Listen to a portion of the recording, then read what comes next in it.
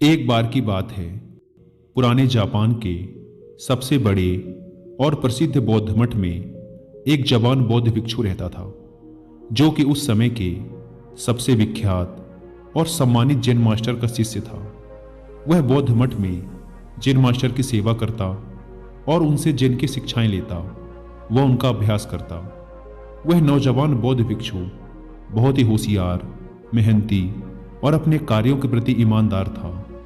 वह जैन मास्टर के द्वारा दी गई हर एक शिक्षा का पूरे लगन के साथ अभ्यास करता और पूरी ईमानदारी के साथ उनका पालन भी करता। वह कभी भी अपने गुरु को शिकायत का कोई अवसर नहीं देता था।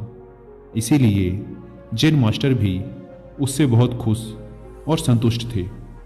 एक दिन जैन मास्टर ने अपने उस शिष्य को एक बहुत ही महत्वपूर्ण काम देने का निर्णय किया।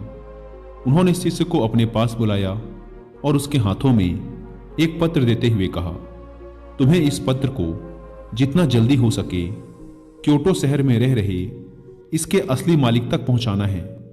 लेकिन याद रहे, किसी भी हालत में यह पत्र तुमसे खोना नहीं चाहिए और ना ही किसी दूसरे व्यक्ति के हाथ लगना चाहिए।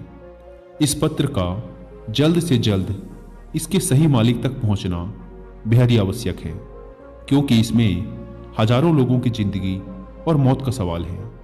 मास्टर का आदेश मिलते ही वह बिना एक क्षण गवाए अपने काम में लग गया।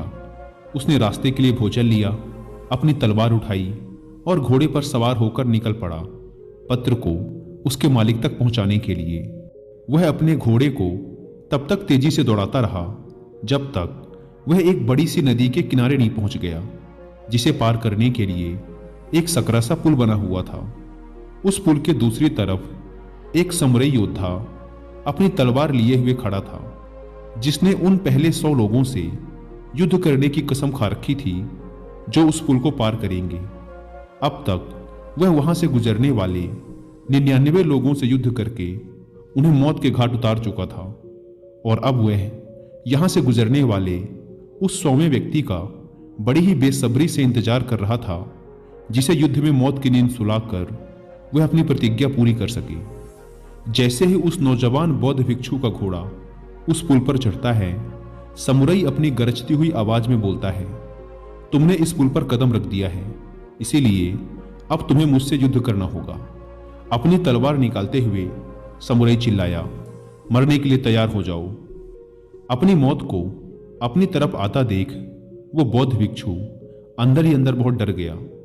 लेकिन तभी उसे अपने गुरु की बात याद आती है कि पत्र बहुत महत्वपूर्ण है, यह किसी दूसरे व्यक्ति के हाथ नहीं लगना चाहिए। वह समुराई से पत्र की महत्वता के बारे में बताता है और उससे प्रार्थना करता है कि वो उसे उस पत्र को उसके गुरु तक वापस पहुंचा देने दे, और वह वचन देता है कि पत्र वापस करने के बाद वह जरूर उससे युद्ध करने वापस आएगा। समुराई उसकी बात मान लेता है और उसे वापस जाने देता है।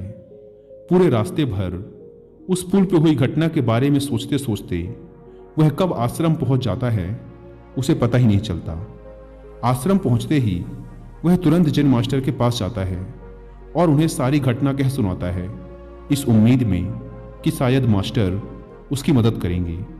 लेकिन पूरी बात सुनने के बाद मास्टर सिर्फ इतना ही कहते हैं, मेरे पास ऐसा कोई तरीका नहीं है जिससे तुम एक समुराई योद्धा को तलवारबाजी में हरा सको, इसीलिए तुम्हारी मौत तो निश्चित है। लेकिन हाँ, मैं तुम्हें मृत्यु का सामना करने का सबसे अच्छा तरीका जरूर बता सकता हूँ। जब तुम उस पुल पर पहुंचो तो अपनी तलवार को अपने सर के ऊपर उठाना और अपनी आंख बंद कर लेना और पूरी शांति के साथ खड़े होकर इंतजार करना। जब तुम्हें महसूस हो कि कुछ ठंडी चीज तुम्हारी खोपड़ी को छू रही है, तो यही तुम्हारी मृत्यु होगी। इसके बाद वह नौजवान बौद्ध भिक्षु दोबारा अपने सफर पर निकल पड़ता है। इस बार वह अपनी मौत का सामना करने के लिए पूरी तरह से तैयार था।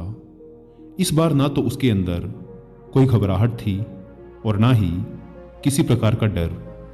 जब वह उस पुल पर पहुंचता है जहां समुराई उसका इंतजार कर रहा था, तो वह ठीक वैसा ही करता है जैसा मास्टर ने उससे कहा था।